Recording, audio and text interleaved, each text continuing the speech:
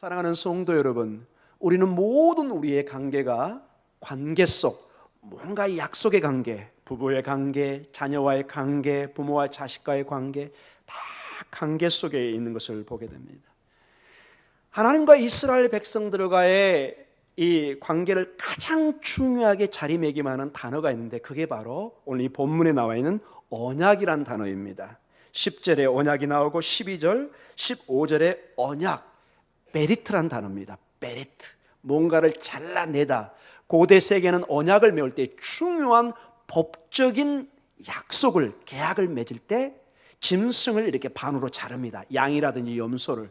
그래서 이 계약이 아주 엄한 것을 얘기합니다. 마치 창세기에 아브라함과 하나님이 언약을 맺을 때 짐승을 잡고 그 가운데 불이 지나가는 듯이, 그래서 이 언약을 네가 어기면 네 몸이 이렇게 갈라지듯이 죽는다는 것을 상징적으로 의미합니다. 그만큼 엄하다는 것입니다. 하나님과의 관계가 그저 단순히 그냥 친구처럼 약속하는 차원이 아니라 이 언약이란 단어, 베리트, 이 단어가 들어가면은 법적인 의무 조항이 들어갑니다. 우리 사회에서 이 법이란 단어가 들어가면은 내가 안 지켜도 되는 것이 아니라 지켜야 될 의무가 있는 것입니다. 오늘 우리 11시 예배에 세금 안 내면 안 됩니다. 그건 법적인 규정이고, 마치 우리 젊은 우리 아들들이 군대를 가야 되는 것처럼 국가에 대한 의무가 있습니다. 이거는 어떤 특별한 상황이 아니면 반드시 해야 되는 것입니다. 다 상식적으로 이렇게 받아들이는 것입니다. 하나님과의 관계의 가장 중요한 단어가 오늘 언약이라는 단어가 본문에 3번 강조되고 있고, 이 언약은 중요한 하나님 관계의 법적인 효력을 가지고 있는 것을 보게 됩니다. 근데 이 오늘 본문에 보면은 이 언약에는 법적인 언약이기 때문에 이것은 반드시 상대방의 응답이 필요합니다. 반응이 필요하고 책임을 요구합니다. 마치 하나님과의 언약 속에 하나님은 이스라엘 백성을 구원하고 보호하고 이스라엘의 하나님이 되고 남편이 되고 목자가 되셔서 푸른 초정과 쉴 만한 물가로 인도해야 되고, 오늘 여기 본문에 나와 있는 것처럼 11절에 큰 하나님의 두려운 일이 일어나는데 아모리 족속, 가나안 족속, 헷 족속, 브리스, 히히 족속, 여부사라, 이 모두를 쫓아내서라도 약속의 땅을 하나님이 주시겠다고 큰 약속을 주는 것입니다. 이건 하나님 편에서의 책임입니다. 그러면 오늘 본문의 내용은 이스라엘 백성들에게 이제 어떤 책임이 있는가를 말씀해 줍니다. 왜 이런 내용이 중요하냐? 우리는 신약의 백성들이고 예수 그리스도 안에서의 새로운 어떤 면에서 구약 다음에 신약의 백성이지만, 이 신약은 단 한 번도 성경에 보면 구약을 벗어나지 않습니다. 구약과 신약은 사실 구별된 게 아닙니다. 한 하나님이요, 하나의 하나님의 말씀이요, 구약을 이해하지 못하면 신약의 우리의 은혜, 우리의 구원, 우리의 믿음 이해할 수 없습니다. 마치 신약은 눈에 보이는 열매와 나무와 같습니다. 이 살아있는 나무 절대로 혼자 살아있지 않습니다. 반드시 그 뿌리가 어디에 들어가 있죠? 밑에 들어가 있어요. 여기서 영양분을 받아야 되는 거예요. 생명의 근원이 저 밑에 있는 것입니다. 구약이 마치 그겁니다. 모든 구약이 저 뿌리와 같습니다. 그 영양소를 받아서 지금 새싹이 자라나고 열매를 맺고 꽃을 피고 모든 걸 가능한 것입니다. 이건 분리되지 않습니다. 이걸 한마디로 유기체, 오가닉 유니티란 말을 씁니다. 유기체란 말은 분리되면 죽습니다. 항상 모든 우리 몸이 붙어서 그 기능을 활발하게 에너지로, 생명으로 나타내듯이 신구약은 분리될 수 없습니다. 그래서 오늘 이 언약의 내용을 우리가 바로 이해하는 것은 오늘 지금의 나의 신앙생활을 바로 반추해 볼 수 있고, 바로 반성해 볼 수 있고, 성찰해 볼 수 있고, 내일을 우리가 걸어갈 수 있는 중요한 지침이 되는 것을 말씀해 주고 있습니다. 우리 주님도 단 한 번도 나는 율법을 폐하러 온 것이 아니라 율법을 완성하러 왔다. 진정한 율법의 의미를 진정한 의미로 완성, 최고의 그 율법의 바른 뜻을 드러내려고 왔지 단 한 번도 율법이 필요 없다 이렇게 말한 적이 없다는 것입니다. 하나님 편에서는 그러한 위대한 하나님의 구원의 역사를 이스라엘 백성들에게 주십니다. 마치 독수리가 그 새끼를 등에 안고 나르듯이 하나님의 백성들을 구원하셔서 출애굽시키고 약속의 땅으로 인도해 가십니다. 거기에 따른 이스라엘 백성들의 한마디로 이 약속은 한마디로 상호 협약이 되는 것입니다. 서로가 협조해야 되는 것입니다. 이거는 우리가 무슨 노력을 해서 구원을 받는 차원이 아니라 이미 여기 이 단계 34장에 와 있는 단계는 행위로 구원받는 내용이 나오질 않습니다. 이미 출애굽 과정에 그들의 절망 속에 있는 노예 상태인 그들을 하나님이 구원하셨습니다. 아멘. 구원받은 백성들에게 19장에 하나님이 강림하시고 시내산에 20장부터 하나님의 말씀을 주신 것입니다. 구원받은 백성들에게. 그리고 그 구원받은 백성들이 이제 이 언약에 맞는 어떤 반응, 책임, 의무를 말씀하시는데 오늘 특별히 무엇이 있는지를 우리가 한번 살펴보도록 하겠습니다. 10절에서 14절의 말씀입니다. 같이 한번 읽어볼까요? 여호와께서 이르시되 보라 내가 언약을 세우나니 곧 내가 아직 온 땅 아무 국민에게도 행하지 아니한 이적을 너희 전체 백성 앞에 행할 것이다. 내가 머무는 나라 백성이 다 여호와의 행하심을 보리니 내가 너를 위하여 행할 일이 두려운 것임이니라. 너는 내가 오늘 네게 명령한 것을 삼가 지키라. 보라 내가 네 앞에서 아모리 사람과 가나안 사람과 헷 사람과 브리스 사람과 히 사람과 여부 사람을 쫓아내리니 너는 스스로 삼가 내가 들어가는 땅의 주민과 언약을 세우지 말라. 그것이 너희에게 올무가 될까 하노라. 너희는 도리어 그들의 제단들을 헐고 그들의 주상을 깨뜨리고 그들의 아세라상을 찍을지어다. 너는 다른 신에게 절하지 말라. 여호와는 질투라. 이름하는 질투의 하나님이니라. 아멘. 하나님께서는 이스라엘 백성에게 크고 무서운 큰 일을 행하십니다. 모든 이방 족속들을 몰아내고 하나님의 백성들의 약속의 땅으로 인도하실 것입니다. 그러나 대신 너희는 그 하나님의 두려운 일 앞에 어떤 그 이방 세력과 언약을 세우지 말고 다른 신에게 절하지 말라는 강력한 말씀을 주십니다. 11절에 내게 명령한 것을 삼가 지키라. 마치 우리 자녀들에게 우리 부모들은 한없는 사랑을 베풉니다. 모든 걸 줄 마음을 가지고 있어요. 이게 부모요. 이게 부모의 본능적인 마음, 하나님이 주신 마음입니다. 그 얘기는 그 자녀가 아무렇게나 살아라는 것을 전제하지 않습니다. 정말로 정신이 똑바로 박힌 자녀면은 그 부모의 사랑에 응답을 해야 되는 것입니다. 이것을 우리 동양 철학에서는 효라는 단어를 쓰는 것입니다. 효가 사실은 성경의 내용과 별반 다르지 않습니다. 하나님을 섬기는 자는 십계명의 5계명 속에서 너희 부모를 공경하라. 이것은 명령입니다. 해도 되고 안 되는 내용이 아니라 반드시 해야 되는 것입니다. 반드시. 이유가 없습니다. 여러분, 윗사람은 반드시 존경을 받아야 됩니다. 이게 세상의 질서입니다. 이 얘기는 그런 반대로 어른들은 밑에 사람 함부로 대하라, 부모가 자녀를 함부로 대하라, no, 그런 건 없습니다. 서로 존중해야 됩니다. 그러나 성경은 가장 먼저 순서가 자녀가 부모를 공경해야 됩니다. 저희들이 하나님을 순종하고 예배해야 되는 것입니다. 여러분, 아멘이죠? 하나님이 주신 질서이기 때문에 이걸 우리가 깨트릴 수가 없습니다.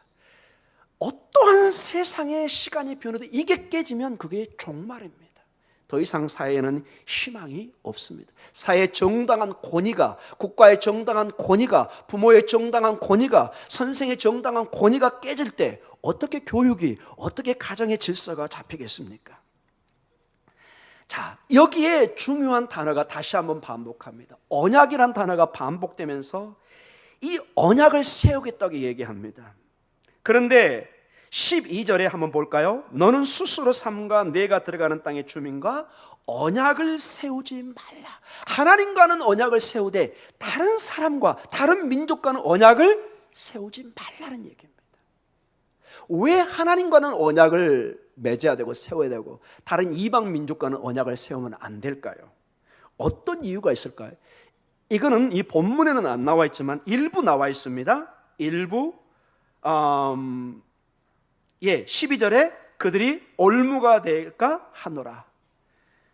또 그 이후에 하나님의 말씀이 계속됩니다. 그거는 저희가 나중에 한번 보도록 하겠습니다. 15절에도 그 내용이 나와 있습니다. 그들이 음란하게 하고 그들을 타락하게 만듭니다. 그러나 오늘 잠깐 이 고대 세계의 문화를 좀 보도록 하겠습니다.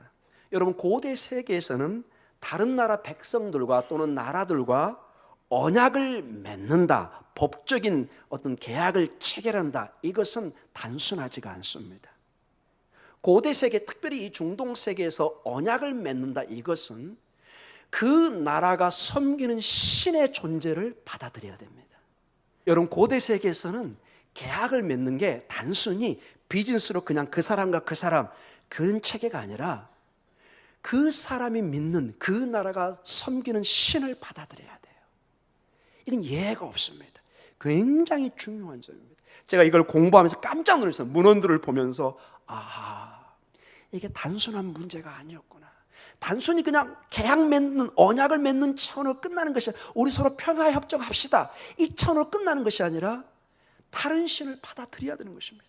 유일신 사상을 가지고 있는 이스라엘 민족에는 심각한 문제가 되는 것입니다. 한 예를 더 들겠습니다. 신명기 17장에 왕에게, 이스라엘 왕에게 반드시 하지 말아야 될 덕목 조건을 세웁니다. 거기는 말을 많이 만들면, 즉 군사를 세우지 말고, 그 다음에 중요한 내용이 나옵니다. 17장 17절을 같이 한번 읽도록 하겠습니다. 그에게 아내를 많이 두어 그의 마음이 미혹되지 말게 말 것이며 자기를 위하여 은금을 많이 쌓지 말 것이니라. 자, 신명기 17장에 이스라엘의 맥박과 같은 것입니다. 이스라엘 백성들이 신명기를 받아들일 때 맥박으로 받아들입니다. 숨결, 즉 사람이 살았는가 죽었는가 체크할 때 맥박을 재잖아요. 신명기 말씀은 그들이 하나님의 맥박, 즉 가장 중요한 말씀 중에 하나로 받았는데, 그 중에 하나가 왕에 대한 명령이 나오는데 17장 17절에 그에게 아내를 많이 두지 말라. 자, 그 당시에 왕이 아내를 많이 두는 방법 중에 하나가 정략 결혼을 합니다. 누구와? 이방 나라와 평화 협정을 하는 것입니다. 그 왕의 딸을 데려온다든지 이렇게 해서 서로 계약, 결혼 관계를 맺어서 서로 전쟁이라는 것을 피하고 사돈 관계를 맺는 것입니다. 근데 왜 이 좋은 일을 하지 못하게 할까요? 이것을 어겨서 쪽박찬 왕이 솔로몬 왕입니다. 그 지혜로운 왕이 열왕기상 11장 쪽으로 가면은 많은 여인들이 그의 마음, 레브란 말이 나오면 이 심장, 마음을 뺏어가 버립니다. 그 여인들이 다 누구냐? 전부 다 주변 나라, 여기 보면은 아모리, 가나안, 헷, 브리스, 히, 여부스, 이집트 다 공주들입니다. 성경 본문에 나옵니다. 이 얘기는 뭐냐? 그 공주를 데려와서 평화라는, 무역이라는 큰 혜택을 받는 동시에 그 나라의 신을 받아들여야 되는 것입니다. 바알을, 몰렉신을, 그 다음에 아세라 신장을 다 받아들여야 됩니다. 그 대표적인 케이스가 또 북이스라엘의 아합 왕이었습니다. 아합 왕의 부인이 누구였죠? 이세벨. 저 두로와 시돈에서 온, 그래서 거기에 아세라 우상신앙이 꽉 들어옵니다. 근데 왜 이게 심각하냐면은, 다른 주로 이 종교들이나 다른 영향력은 저 밑에서 보면은 이 왕까지 올라오는데 시간이 걸리고 큰 영향을 주지 못합니다. 그러나 왕이 이걸 받아들이면은 핵심 사상이 우리의 뇌로 들어와 버리는 것입니다. 가장 중요한 부분으로 그냥 들어와 버리는 것입니다. 여러분, 왕은 예루살렘에 살고, 예루살렘 하나님의 성전이 있는 곳인데 그곳에 우상이 그대로 들어와 버리는 것입니다. 바이러스가 내 발가락으로 들어오는 것이 아니라 뇌로 그냥 들어와 버리는 것입니다. 얼마나 위험한 일이겠습니까? 여러분, 그 당시에 고대 세계에서는 이건 당연하고 아무런 문제가 안 됐어요. 왜냐? 모든 이스라엘 빼놓고 다 모든 고대 세계는 다 다신이었어요. 다신. 마치 일본과 같아요. 뭐 차 사면 차신이 와서 제사 지내야 되고, 솥공 사면 솥공 신이 오고, 뭐 이런 식이에요. 신이 많아요. 아무런 문제가 안 돼요. 하나님도 한 신이고, 뭐 산에 있는 산신령도 한 신이고, 아무런 문제가 안 돼요. 여기 보면 아모리 사람, 11절에 가나안 사람, 헷 사람, 브리스 사람, 히 사람, 여부 사람 다 타신 국가입니다. 전부 다. 그래서 그들에게는 이러한 문제가, 이방인과 언약을 맺고 공주들하고 결혼하는 거 좋으면 좋았지 나쁠 일이 없어요. 그러나 이스라엘 백성들은 전혀 성격이 다릅니다. 이스라엘 백성은 근본 태생 자체가 하나님의 선택된 백성이고, 오직 한 분이신 살아계신 하나님과만 결혼한 사람들입니다. 지명된 사람입니다. Singular. You are my precious treasure. 너는 나의 소중한 보석이란 단어를 하나님이 허락하셨습니다. 하나님만 섬겨야 됩니다. 이유가 없습니다. 이게 십계명입니다. 오직 하나님만 섬겨야 됩니다. 다른 백성들과 섬기고 우상을 섬기는 건 하나님이 정말로 허락하지 않은 것을 봅니다. 그들과의 언약만 금지할 뿐만 아니라 오늘 본문에 보면은 그들의 제단, 그들이 예배드렸던 그 흔적도 다 부셔버리라고 얘기합니다. 우리 13절 같이 한번 읽도록 하겠습니다. 같이 읽습니다. 너희는 도리어 그들의 제단들을 헐고 그들의 주상을 깨뜨리고 그들의 아세라상을 찍을지어다. 아멘. 자, 들어가서 뭐 여러 가지 가나안 족속들을 다 쫓아내면은 그들이 다 도망간 다음에 그들에게 남는 게 뭐가 있을까요? 우상 섬겼던 그 자리들은 남아있을 거 아니에요. 근데 제가 이스라엘 가보니까 그 자리들이 전부 다 우리 같은 명당 자리가 많아요. 좋은 자리들. 마치 좀 죄송한 표현이지만 여러분, 산에 좋은 자리는 다 뭐가 있죠? 제가 이 공개석상에 말은 하지 않겠습니다. 어쩔 수가 없어요. 수백 년 동안 그 종교가 지배했기 때문에 가장 좋은 자리는 용왕산에도 좋은 산에 가보니까 그곳이 있더라고요. 예. 다 좋은 자리는. 그리고 우리 어렸을 때 소풍을 주로 어디로 가죠? 그곳으로 갑니다. 예. 그만큼 그것을 허물지 않으면 유혹을 주는 것입니다. 나도 모르고 거기 가서 또 제사를 지내고 싶어. 여러분, 이게 정말로 이게 그대로 적용된 게 나중에 여러분 열왕기 상하로 보면은 이스라엘 왕들이 가장 마지막까지 고민하고 힘들었던 것이 이 산당을 제거하는 문제였습니다. 그렇게 힘들었습니다. 여러분, 산당이라는 것은 여러 가지 기능 중에 하나가 자기 집 가까이 우상을 만들어서 신전을 만들어서 예배드리는 것입니다. 하나님은 보이지 않고 예루살렘은 멀고 가까운 곳에 불안할 때 자기를 섬기가 자기가 의지할 수 있는 산당이 있다. 얼마나 큰 힘이 되겠습니까? 의외로 많은 사람들이 보이지 않는 하나님보다 눈에 보이는 그것을 의존하는 것을 너무 많이 봅니다.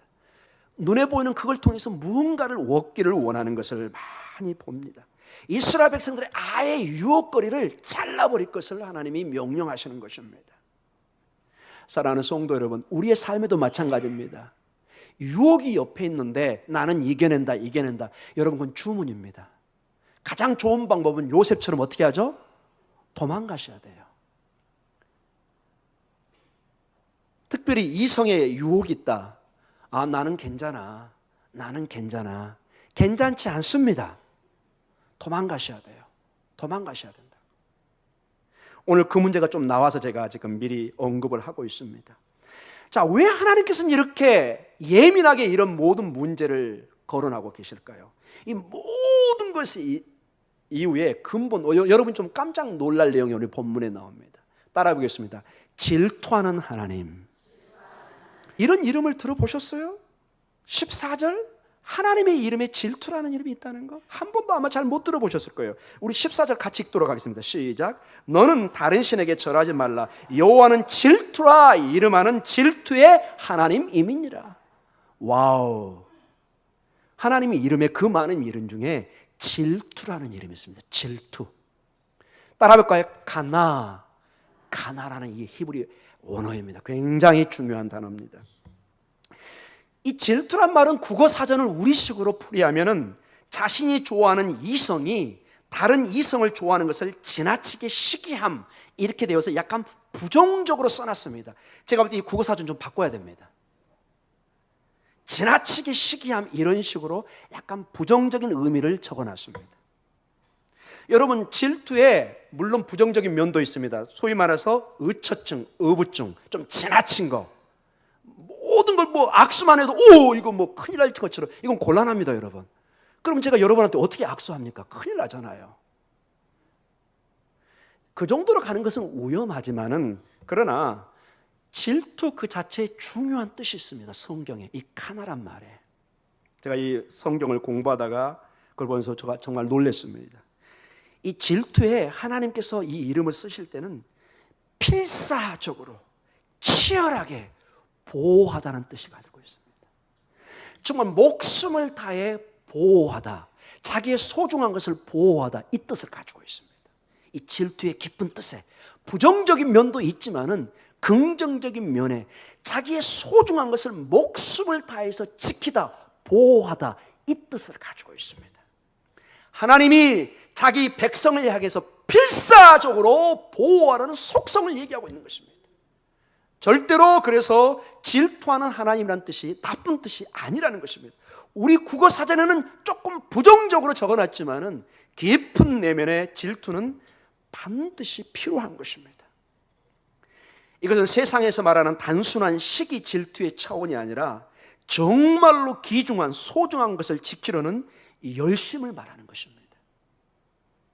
이것을 가장 잘할 수 있는 것이 여러분 우리 결혼관계입니다. 결혼관계 때로는 이 질투가, 건강하지 못한 어떤 질투가 부부 사이를 해칠 수도 있고 가정을 깨트릴 수도 있지만, 반대로 건강한 관계에서 부부간의 질투심은 남편이 아내를 보호하고 아내가 남편을 보호하고 가정을 지키는 가장 중요한 덕목 중에 하나라는 것입니다. 사랑하는 성도 여러분, 여러분과 남편과 아내 사이에 그 누구도 들어오면 안 됩니다. 친절하게 대하고 인격적인 관계, 제가 그걸 무시하는 것은 아닙니다. 그러나 어떤 이성 차원으로 그 누구도 이 사이에 들어오면 그 가정은 깨집니다. 저는 그리스도의 사랑과 덕목으로 다 용서할 수 있어요. 용서하지 마세요. 안 됩니다. 이건 하지 말라고 성경에 나와 있습니다, 여러분. 용서하지 마세요. 그거는 안 됩니다, 여러분. 그거는 근본적으로 질투의 뜻에 맞지 않아요. 여러분, 질투의 중요한 뜻이 뭐라고요? 보호하라는 거예요. 보호해라, 보호하라. 목숨을 바쳐서 소중한 그 관계를 보호하라고 나와 있잖아요. 만약에 하나님이 이 마음을 안 가졌으면 하나님의 백성들이 지 마음대로 살아도 그냥 하나님이 알아서 살아라 이러면 여러분 어떻게 되겠습니까? 여러분 다 지옥 가죠. 여러분 다 타락하고 말죠. 하나님의 깊은 속성 중에 질투하는, 가나 정말로 필사적으로 혹은 치열하게 소중한 것을 지키려고 하는, 보호한다는 뜻을 가지고 있다는 것입니다. 이처럼 하나님께서는 신실한 남편이 되어서 우리 성도를 보호하는 줄 믿습니다. 우리 예수 그리스도께서 신실한 신랑이 되어서 신부된 우리를 지키는 것입니다. 그러니 우리도 신부의 덕목이 뭔가요? 신랑을 바로 기다리는 거잖아요.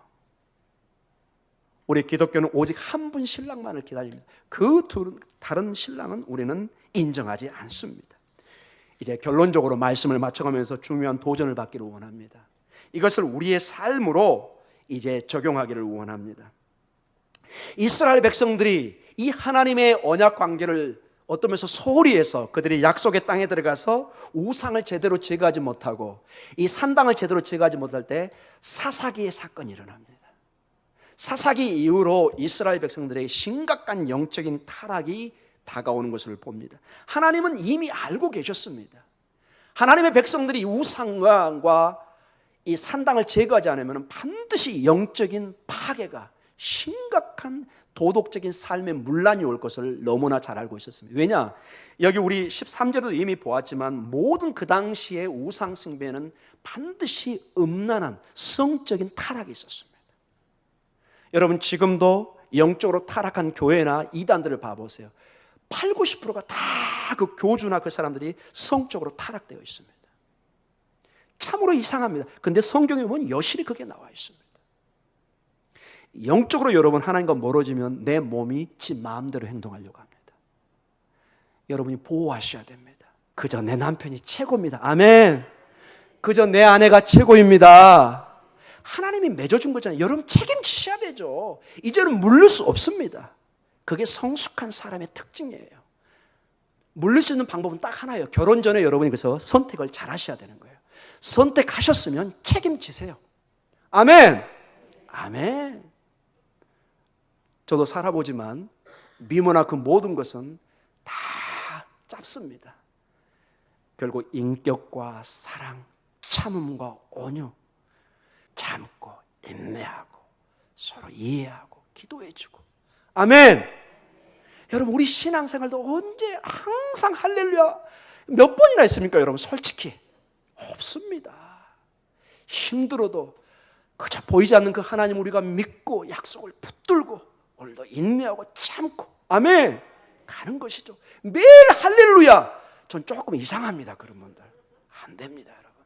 신앙생활에도 때로는 그렇게 침체도 오고 낙심도 오고 하나님도 원망스럽고 지극히 정상적인 신앙생활입니다. 이게 시편의 내용들입니다. 여러분 너무 실망하지 마십시오. 다시 하나님이 이렇게 세워줄 날이 있을 것입니다. 다시 할렐루야를 찾을 날이 있을 줄 믿습니다. 자, 이런 것들을 사회에서 어떻게 적용할 수 있을까요? 우리 공동체에 우상이 들어오지 못하도록 막아야 될 것입니다. 우리의 믿음의 가정에, 우리의 신앙의 삶에 이 우상이 접근하지 못하도록 우리는 막아야 될 것입니다. 우리는 다른 종교를 존경합니다. 여러분 불교, 여러분 조선시대 유교가 들어오기 전에 얼마나 우리에게 중요한 역할을 했습니까? 아주 도덕적인 아주 고등 종교입니다. 누구나 인정하는. 우리가 불교를 이단이라고 절대 그런 단어를 안 씁니다. 우리 민족의 큰 정신의 기둥을 다루고 있었습니다. 그러나 우리는 불교의 신을 섬기지 않습니다. 그저 우리 문화 속에 우리 조상들이 선교해왔던 그 불교를 존경할 뿐이지 우리는 섬기지는 않습니다. 아멘. 여러분의 가게나 주변의 친구들이나 여러분의 회사에 다른 종교의 사람들이 많이 있을 것입니다. 좋은 관계를 맺으셔야죠. 그러나 그들과 함께 신앙의 예배를 같이 드리지는 않습니다. 그분들이 사장님, 뭐 누구 집사님, 뭐 같이 가서 저랑 이런 종교를 섬기십시오. No. 형제님, 친구요. 난 당신을 좋아하지만 그 종교를 난 따를 수는 없습니다. 아멘. 종교주고. 그리고 여러분이 성실한 삶을 보여주면 그 사람이 감동을 입어서 저분이 보니까 교회 권사님이시던데, 집사님이시던데, 장모님이시던데 뭔가 다르구나. 감동이 돼서 오히려 그들이 우리를 따라올 줄 믿습니다. 아멘. 선한 영향력을 미치는 것입니다. 여러분 시장에서 물건을 살 때 이상하게 깎아주는 분이 정이 있어 보이고 또 가고 싶어요. 우리 신앙도 그런 게 있는 것 같습니다. 여러분 너무 야박하게 살지 마시고 그분들에게 선을 베풀 때 그분들에게 반드시 돌아오는 것이 있을 줄 믿습니다. 우리의 마음을 또한 세상으로 향한 것을 여러분 잡으셔야 됩니다. 여러분 지금 무엇에 심취되어 있습니까? 안정, 성공, 명예, 어떤 게임, 취미, 뭘 또 들까요, 여러분? 가슴이 좀 뜨끈뜨끈한 분 계신가요? 여러분 막 뭔가 하지 못해서 막 사죽을 못 쓰는 일이 혹시 있나요? 하나님보다 더 높은 일이 있나요? 예배를 까먹을 정도로 그런 일이 있나요? 우상입니다. 우상입니다. 내려놓으셔야 됩니다. 하나님은 질투하는 하나님이십니다. 사랑하는 성도 여러분, 이 질투하는 하나님 오늘 여러분 한번 배우셨습니다. 이것은 여러분 이 구약의 질투하는 하나님은 신약에는 없어졌을까요? 아닙니다. 여러분 보세요. 얼마나 질투하는지. 하나님이 세상을 이처럼 사랑하사 독생자를 주셨으니 여러분 자기 아들을 보낼 정도로 사랑하십니다. 그 질투의 마음이 우리를 보호하려는 그 마음이 정말 상상을 초월합니다. 이 하나님의 사랑을 우리가 듬뿍 받고 살아가고 있습니다. 우리의 삶 속에 이 하나님의 질투하는 하나님을 생각하면서 오늘도 믿음의 삶 속에서 승리해가는 하나님만을 우선순위로 두고 하나님과의 계약을 잊지 마시고 한 남편을 사랑하고 한 아내를 사랑하듯이 한 하나님을 사랑하시면서 믿음으로 승리해가는 51주년의 하나님의 메시지로 들으시길 간절히 축복하고 기도합니다. 기도하겠습니다.